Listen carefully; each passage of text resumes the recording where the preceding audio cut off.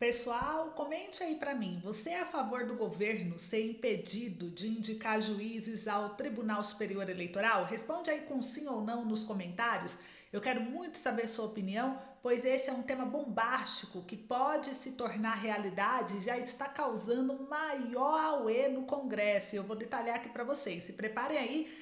Já aproveita para se inscrever no canal, ativa o sino de notificação, compartilha o vídeo e vem comigo porque esse vídeo, gente, ele promete muitas surpresas. Começando com um evento que chocou o Brasil, o STF, até então símbolo da elite política e da esquerda, agora transformado em cinza. Gente, pegou fogo no STF e fogo de verdade, teve um incêndio. Eu vou explicar aqui para vocês essa destruição física é um triste reflexo do que está acontecendo politicamente. No meio dessa confusão, inclusive, uma PEC histórica foi protocolada no Congresso. Essa PEC pode tirar os ministros do STF e, inclusive, impedir futuros governos de indicar juízes ao Tribunal Superior Eleitoral, que é o TSE.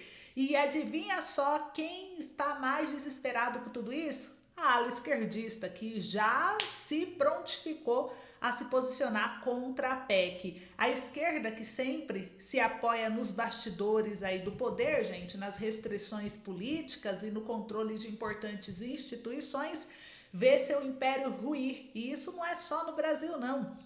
Isso está em nível internacional. Inclusive aqui a gente não pode ignorar o que está acontecendo na América Latina. Cuba, um país arruinado pelo comunismo, pelo socialismo, onde o povo vive sob repressão e miséria. Venezuela, destruída pela ditadura de Maduro, um regime que sufoca seu povo, perpetua a pobreza extrema. Esse é o futuro que a esquerda quer para o Brasil? Se preparem porque tem novidades sobre esses países aí com regime de esquerda e eu vou trazer para vocês.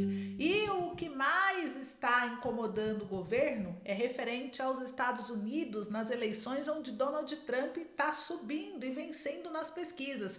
E olha que a gente sabe muito bem que a mídia de lá também sempre coloca o Trump com um pouco menos de intenção de voto do que realmente ele tem.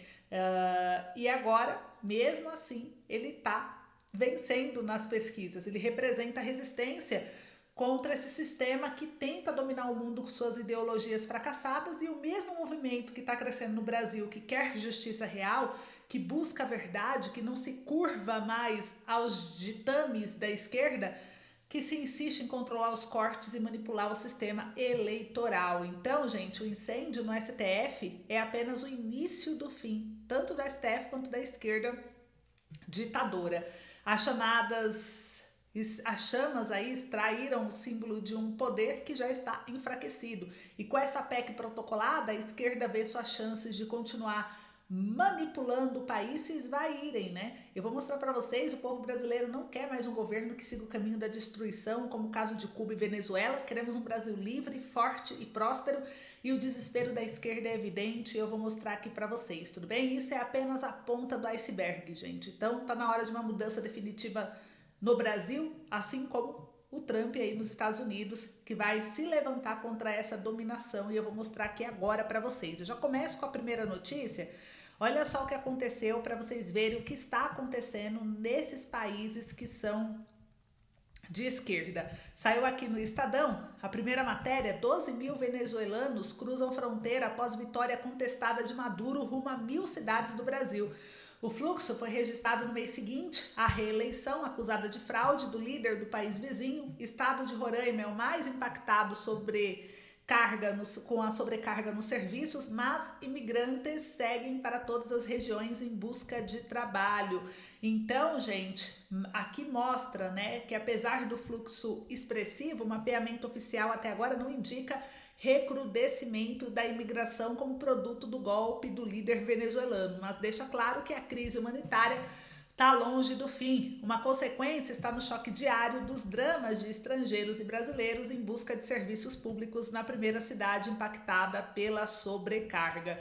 Então aqui a matéria, ela nos faz refletir vários pontos importantes que não pode passar despercebida. Essa notícia mostrando os venezuelanos cruzando fronteira em direção ao Brasil após mais uma manobra autoritária de Nicolás Maduro, é um reflexo, gente, direto da falta de posicionamento firme do governo Lula diante da ditadura venezuelana. O Brasil, ao invés de confrontar os abusos do regime vizinho, continua a fechar os olhos para os horrores vividos de milhões de venezuelanos que, na ausência de uma intervenção internacional aí robusta, eu diria, são forçados a abandonar suas casas e buscar refúgio aqui. Estamos assumindo o problema dos outros porque o governo brasileiro se recusa a lutar contra a ditadura de Maduro. É impossível ignorar o contraste, né? Os venezuelanos estão fugindo de um regime que promove miséria, fome e repressão apenas para encontrar abrigo em um país governado por um presidente que tem uma longa história de alianças e simpatias com ditaduras de esquerda na América Latina. O governo de Lula, que já demonstrou repetidas vezes seu alinhamento ideológico com regimes autoritários, incluindo o de Maduro, não parece preocupado em defender a democracia ou os direitos humanos. Pelo contrário, continua a fortalecer laços com regimes que, como o da Venezuela, são responsáveis por essas crises humanitárias gravíssimas. E agora milhares de venezuelanos estão chegando no Brasil sem sequer entender que estão entrando em um país com um governo que compartilha da mesma cartilha ideológica que destruiu sua terra natal. Coitados, né? Mal sabem onde estão se metendo. Fugindo de uma ditadura, encontramos aí um governo que flerta perigosamente com os mesmos princípios que os obrigaram a abandonar suas vidas na Venezuela. E o futuro que enfrenta aqui, sob a administração de Lula, pode não ser tão diferente do pesadelo que viveram, né, em seus países. E o Brasil, ao invés de ser uma nação que defende a democracia e a liberdade, está se tornando um porto para as consequências de regimes autoritários que preferimos ignorar. Ao não combater uma ditadura como essa de Maduro, aceitamos passivamente as consequências, assumindo um problema humanitário e social que ele cria. A falta de ação, aliada ao apoio velado a esses regimes, coloca o Brasil em uma posição frágil e irresponsável. Os venezuelanos fogem de um inferno criado pelo socialismo autoritário de Maduro, mas encontram aqui um governo que se recusa a tomar uma posição clara e firme contra o autoritarismo. Até quando continuaremos a pagar o preço da complacência de Lula? Responde aí para mim que eu quero saber. Enquanto isso, para vocês verem como que tá, né? Não é só a Venezuela que tá feia a coisa não, gente. Vou mostrar aqui para vocês a respeito também de Cuba. Olha só a matéria. Cuba restaura energia gradualmente após série de apagões. Nos últimos 2 dias, a população deixou de receber energia elétrica pelo menos 4 vezes e tempestade agrava aí a situação. Então, o governo de Cuba anunciou que a energia elétrica no país está sendo gradualmente restaurada depois da série de apagões que afetou o fornecimento dos serviços à população, e nos últimos 2 dias os habitantes da ilha ficaram sem luz pelo menos 4 vezes. A chegada do furacão Oscar à ilha no domingo agravou a situação, com a União Elétrica de Energia enfrentando desafios de restauração de sua infraestrutura elétrica. E a energia havia sido restaurada para 56% em Havana até as meio-dia do horário local. Por causa disso, o governo suspendeu atividades escolares, industriais, não essenciais até quarta-feira, dia 23 de outubro, para facilitar os reparos. A situação provocou protesto em bairros da capital, moradores insatisfeitos foram às ruas e o ato foi contra os constantes apagões, o governo e a escassez de recursos de alimentos no país. Então aqui mostra vídeos, né, mostrando a situação de Cuba, e vamos lá, mais um país governado por esquerdistas, né, gente? Cuba mais uma vez mergulha aí na escuridão. Os constantes apagões aí no país refletem o fracasso de um regime comunista que há décadas oprime sua população, mantém o país em uma crise permanente. A situação energética é apenas um sintoma do verdadeiro problema, o comunismo, né, que envolve eles. E em Cuba os apagões aí eles são frequentes. A economia está em colapso e o povo desamparado sofre com a falta de serviços básicos e oportunidades. É esse o destino desencadeado pelos regimes autoritários de esquerda? Comenta aí. Enquanto o governo cubano tenta restaurar a energia de forma gradual Após uma série de apagões devastadores, o cenário é um lembrete claro dos problemas inerentes ao socialismo e ao comunismo. O controle estatal de todos os setores, incluindo a energia, a economia e as liberdades individuais, sufoca a capacidade de inovação e desenvolvimento. E o resultado é o que vemos aí hoje, né? Um país paralisado, sem futuro, onde o povo sobrevive na miséria e na escuridão. Cuba, uma vez todo orgulhoso de propaganda comunista, agora serve como um exemplo triste do que acontece quando o Estado concentra todo o poder e nega as liberdades individuais. Falta de investimento, corrupção endêmica, uma infraestrutura energética sucateada são algumas das razões para a crise atual. E o povo cubano é o que mais sofre, refém de um regime que não oferece soluções claras, apenas promessas vazias. Agora comparamos esse cenário com países que escolheram aí caminhos opostos, baseados na liberdade econômica, na democracia, na iniciativa privada. A Argentina, após anos de governo de esquerda, começa a dar sinais de recuperação ao adotar políticas econômicas mais liberais.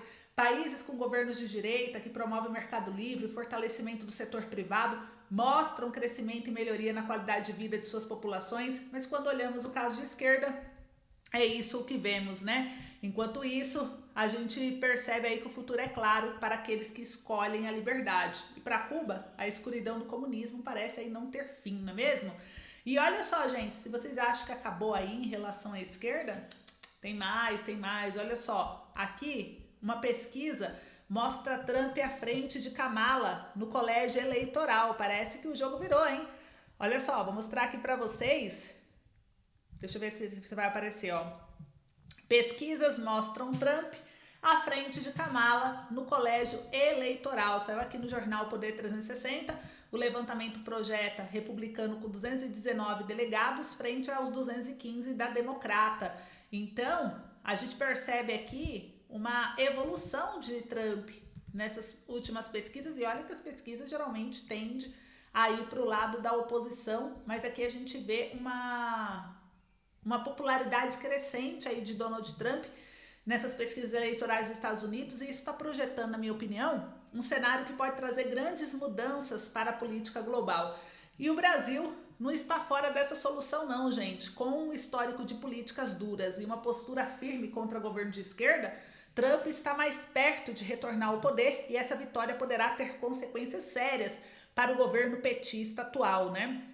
Liderado aí por Lula, que segue alinhado com regimes socialistas e autoritários na América Latina. Durante seu primeiro mandato, Trump não hesitou em aplicar avaliações a países cujos governos ele considerava interesses democráticos e econômicos globais. Cuba e Venezuela foram alvos de medidas punitivas que isolaram esses regimes no cenário internacional, mostrando quanto Trump está disposto a agir contra qualquer regime que flerta com o socialismo ou que, em sua visão, represente uma ameaça à liberdade econômica e política. E o Brasil, sob o governo de Lula, pode ser o próximo alvo dessa política firme. Lula, com seu histórico de alianças com regimes de esquerda e sua aproximação com ditaduras como a de Maduro na Venezuela, poderia facilmente entrar na mira de um segundo governo, né, do Trump.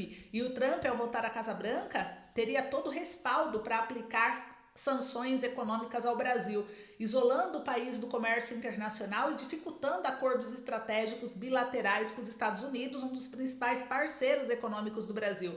As exportações brasileiras de produtos agrícolas, como a soja, o milho, poderiam ser gravemente afetadas, sem contar as avaliações que poderiam atingir diretamente setores industriais, prejudicando a economia brasileira. Além disso, Trump pode transferir uma agenda internacional de isolamento aos governos de esquerda, excluindo o Brasil de fóruns e parcerias globais que englobam cooperação econômica, tecnológica, diplomática. Isso significa que o Brasil pode perder acesso a acordos comerciais importantes, além de ver sua imagem manchada no cenário internacional.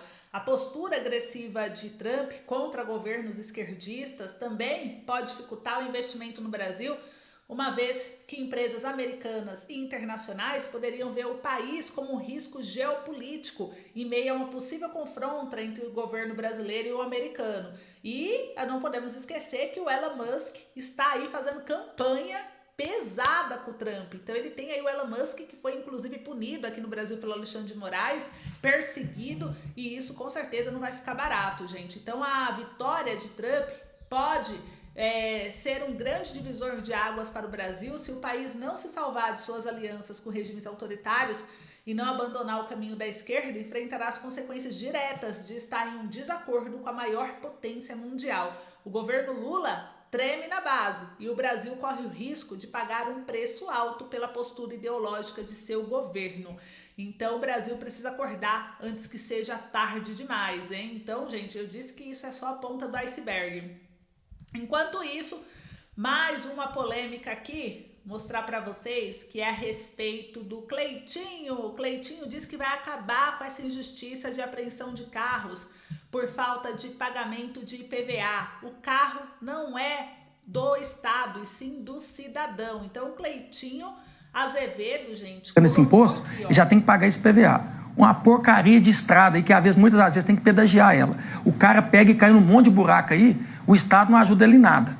Aí, por alguma situação, que eu não estou aqui para julgar esse cidadão, ele não conseguiu pagar o IPVA dele, o Estado é dono do carro dele, vai lá e toma. O Estado é sócio. Paga diária primeiro, paga o guincho, paga diária. Nem preciso passar o trecho inteiro para vocês, mas só para mostrar o que está acontecendo. O Cleitinho colocou aqui, fez um post que vai acabar com essa injustiça de apreensão de carros, gente. Isso traz uma reflexão importante, porque a questão da apreensão de carros por falta de pagamento do IPVA é uma verdadeira injustiça que afeta milhares de brasileiros. O Cleitinho, com razão, defende a ideia de que o carro é do cidadão e não do Estado. Afinal, é um bem adquirido com o suor aí do trabalho de quem paga os impostos mais caros do mundo, e ainda assim o governo quer penalizar aqueles que, por alguma dificuldade financeira, não conseguem manter em dia um tributo abusivo. O que é isso, senão uma forma de confisco disfarçado? Agora, no governo Lula, a situação só piora, gente. O que vemos é uma escalada de controle do Estado sobre a vida e o patrimônio dos cidadãos.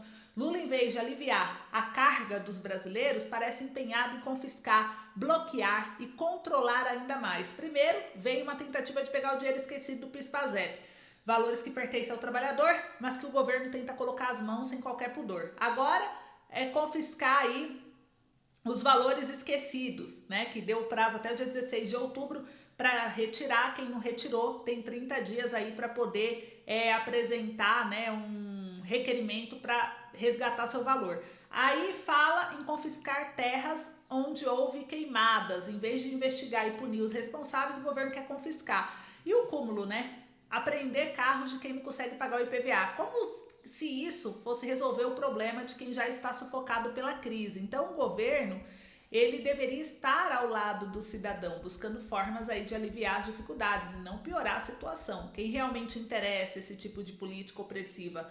Lula e seu governo de esquerda parecem cada vez mais empenhados em controlar todos os aspectos da vida do brasileiro, seja no campo ou na cidade. O confisco de bens, seja o carro de quem não pagou IPVA, o dinheiro esquecido do trabalhador ou das terras que houve queimadas, é um abuso de poder, em minha opinião, uma tentativa descarada de controlar e penalizar quem já está sofrendo. E Cleitinho está certo ao levantar essa bandeira. O carro é um bem do cidadão, comprado com trabalho e esforço, e não pode ser tratado como propriedade do Estado. Só não enxerga quem não quer. O governo está se aproveitando da crise para aumentar ainda mais seu controle sobre o povo. E quem paga o preço é o trabalhador honesto, que já enfrenta uma carga tributária e taxas altíssimas, né? Outra informação aqui que saiu, gente, que eu vou mostrar para vocês, olha só. Deixa eu compartilhar aqui na tela. Mais uma informação importante, e essa daqui é uma bomba e tanto. O Senado protocola PEC para tirar ministros do STF do TSE. A proposta quer que 4 das 7 cadeiras do Tribunal Superior Eleitoral sejam ocupados por indicados pelo Congresso. O senador Márcio Bittar, do União, apresentou a PEC para retirar do STF o poder sobre as 5 das 7 vagas do TSE. Atualmente o STF tem 3 vagas diretas e o direito de indicar 2 nomes para a Corte Eleitoral.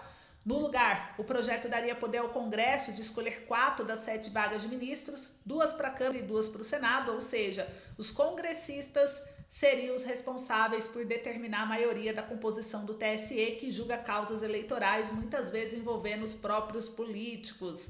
Então, gente, essa proposta ela é assinada por 27 senadores, incluindo nomes como Sérgio Moro, Flávio Bolsonaro, Rogério Marinho, Hamilton Mourão, e na semana passada Bittar disse ao jornal Poder 360 que a PEC não é uma retaliação ao STF e que não faz sentido recorrer de uma decisão do TSE no STF se os mesmos magistrados são quem apreciarão o recurso.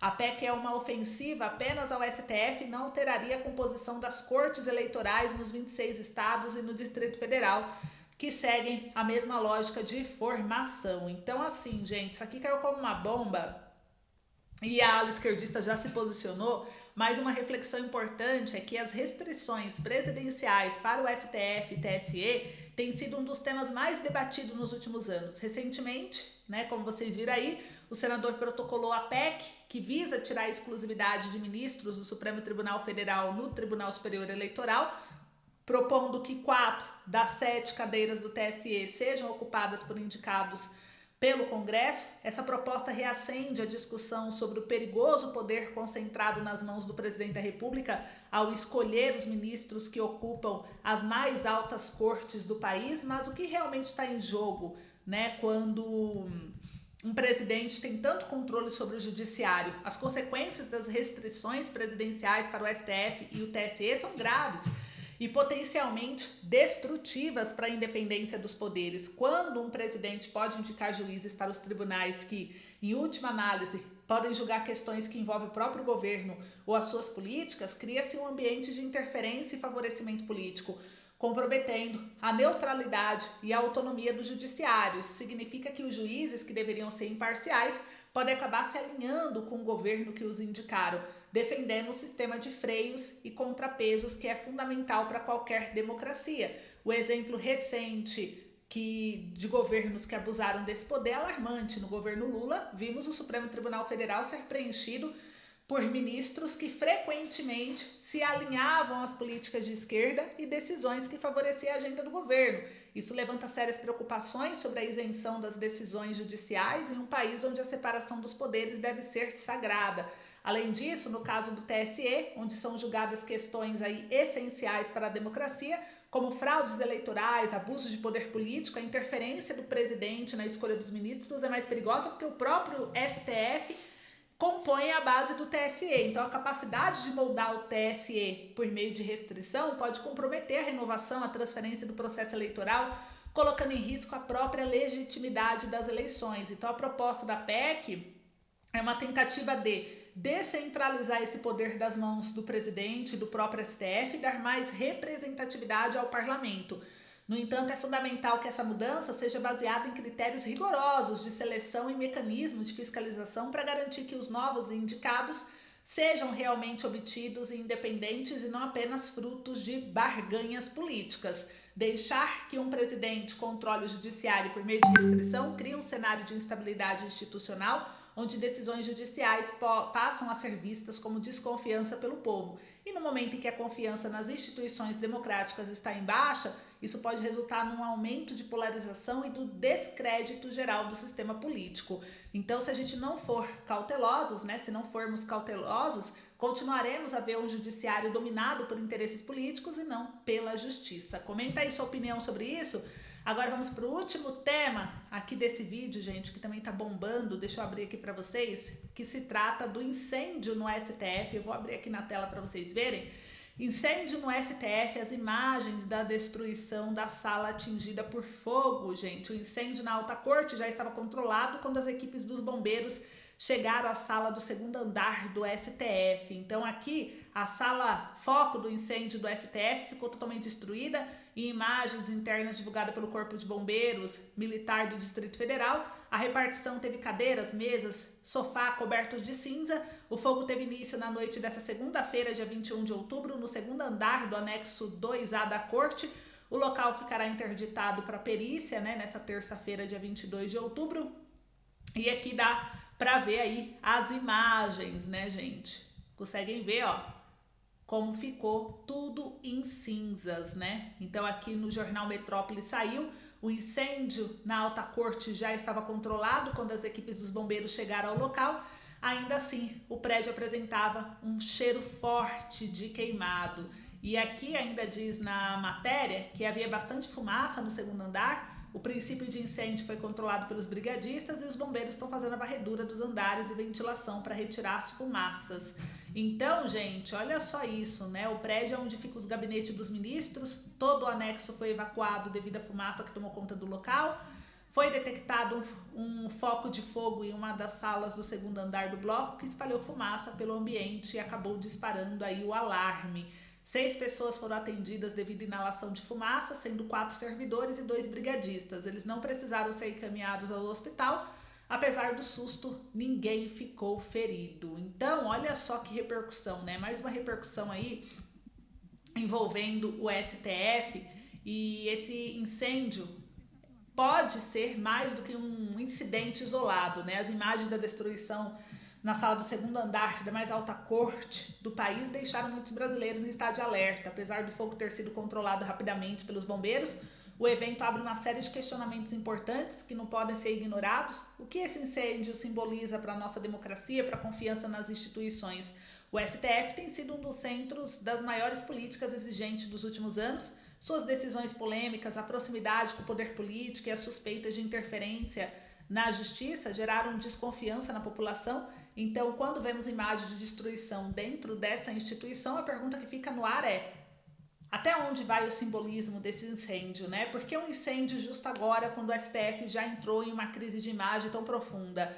Poderia ser um simples acidente ou teria sido algo mais por trás desse evento? Não são poucos os que acreditam que há forças em ação, tentando desestabilizar ainda mais uma instituição que já está no centro de tantas controvérsias. Será que esse incêndio é mais uma metáfora para a fragilidade do nosso sistema de justiça e a instabilidade política que estamos vivendo? Além disso, é preciso perguntar, né? Como que uma instituição tão importante não possui sistema mais eficiente de prevenção de incêndio? Estamos falando da Suprema Corte de um país de dimensões continentais. Um incidente como esse revela falhas na segurança e na manutenção do prédio. Se algo tão básico como a proteção contra incêndios está comprometido, o que mais poderia estar em risco dentro do STF? Então, enquanto o fogo que destruiu parte da sala do segundo andar foi controlado, as chamas da desconfiança continuam a arder. Então, isso é o que está acontecendo aí no nosso país, com o STF, com a esquerda, e tudo isso deixa todos em alerta. Então, esse foi o vídeo de hoje, espero que tenham gostado. Um beijo, obrigada, fiquem com Deus, até logo.